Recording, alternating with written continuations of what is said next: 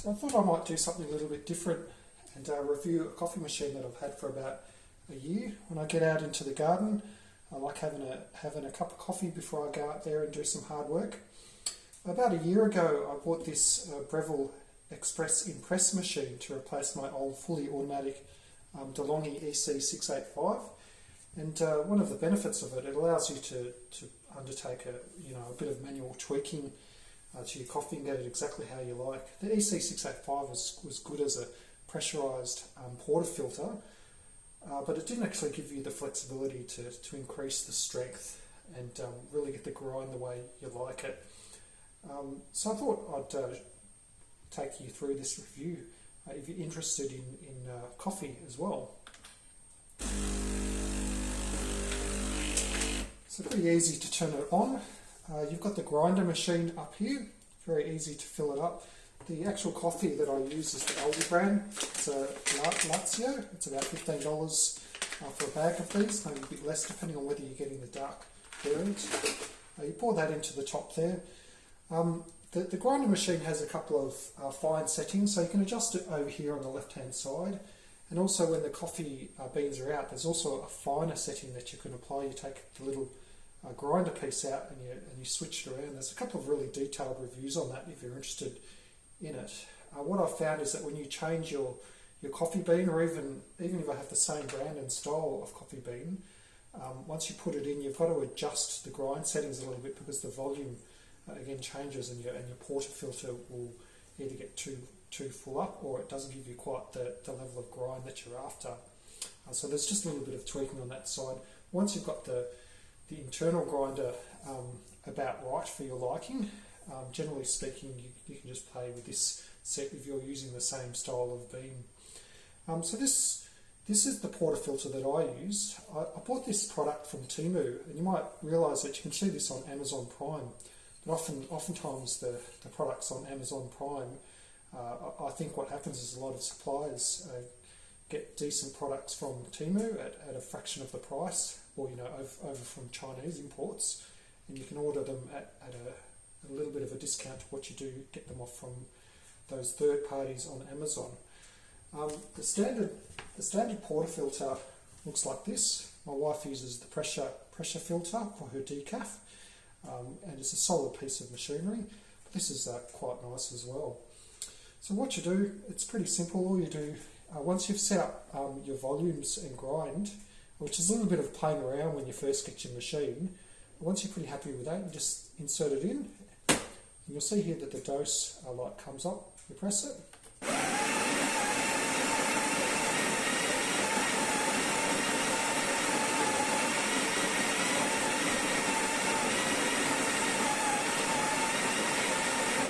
And then you tamp it.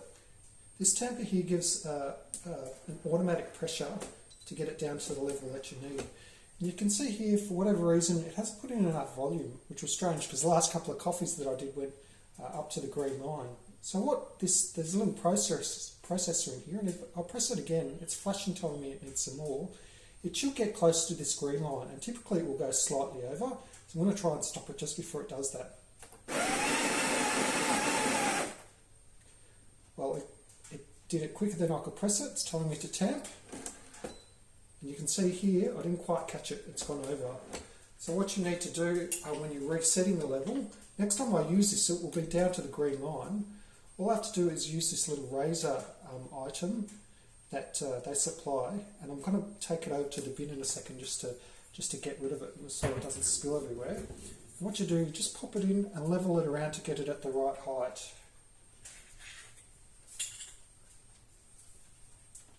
Just taking the level off there just by spinning it around, put it back in the tamp, press it down, and you can see here that it's now at the green line, which is the right level of pressure.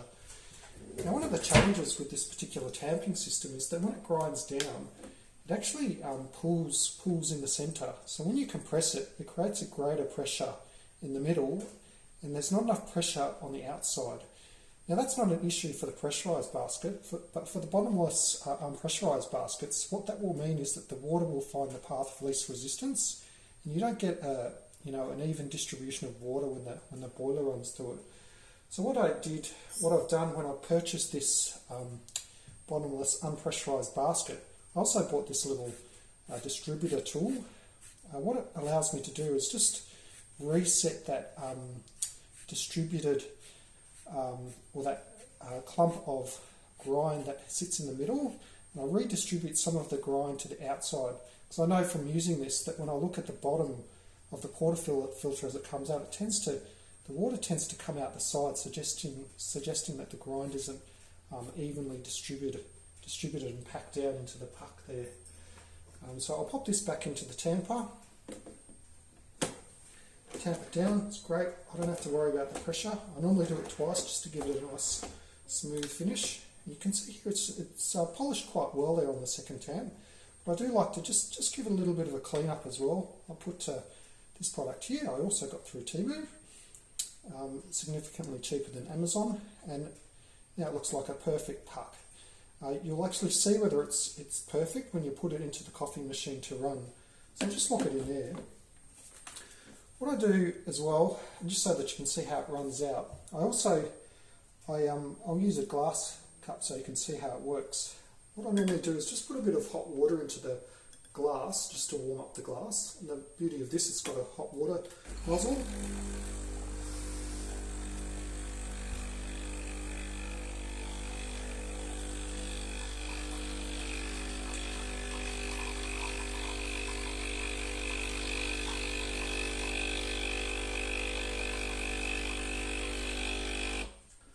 Probably should have put this hot water in before I filled up the portafilter with the coffee.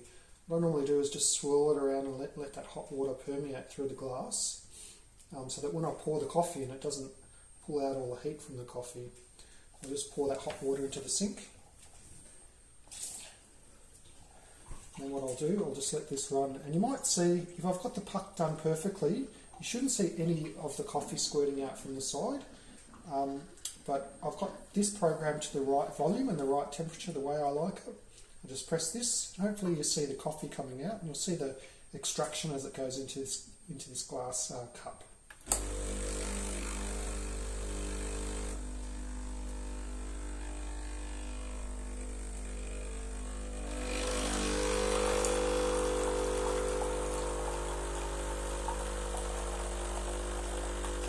So you can see the swirling of the water there, that perhaps the pressure of the puck isn't quite right, and it's also squirting to the back. It's not coming to the front so much, but you can see this mess that it's making at the back. What I normally do is just hold the cup up a little bit to stop that mess being made. You can see it's made quite a mess around here. What I'll normally do is just hold it up there, or you can get a little pad and put it up too. I know that my father-in-law has got the DeLonghi equivalent of this product, and it's got a little tray that you can fold out, which is nice, and you put it in. The DeLonghi equivalent of this machine with a tamper, I found was a little bit more clunky to use, that the workflow seems a bit smoother with this product. I actually enjoy using the Breville more than I do the DeLonghi equivalent. So there's your coffee. As a black coffee, it's really quite nice. This bean gives a nice, sweet, smooth, fruity finish. It's got a nice little espresso head on it. And to make the milk, it's pretty easy. What I'll normally do is get a clean stainless steel milk frother. I'll just heat it up, get the steam going first, and once the steam is running, I'll then put it into the frother cup over here. So I like getting the steam going first, otherwise it injects water into the milk, and also gives an opportunity to clean the head out if there's any residual. So that's enough. You've got to do it quickly because it'll reset after a few seconds.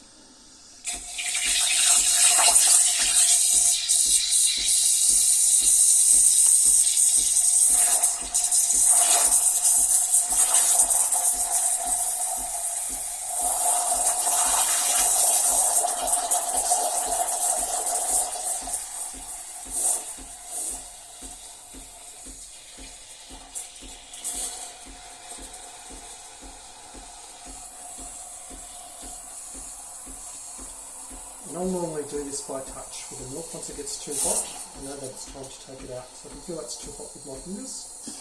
That's hot enough for the way I like it in my coffee. And the volume of the milk that was in there is more or less expanded by twice.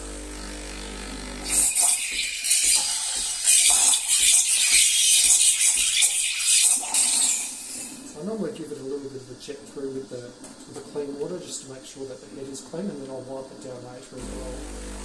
So I'll just pour the milk in over the top.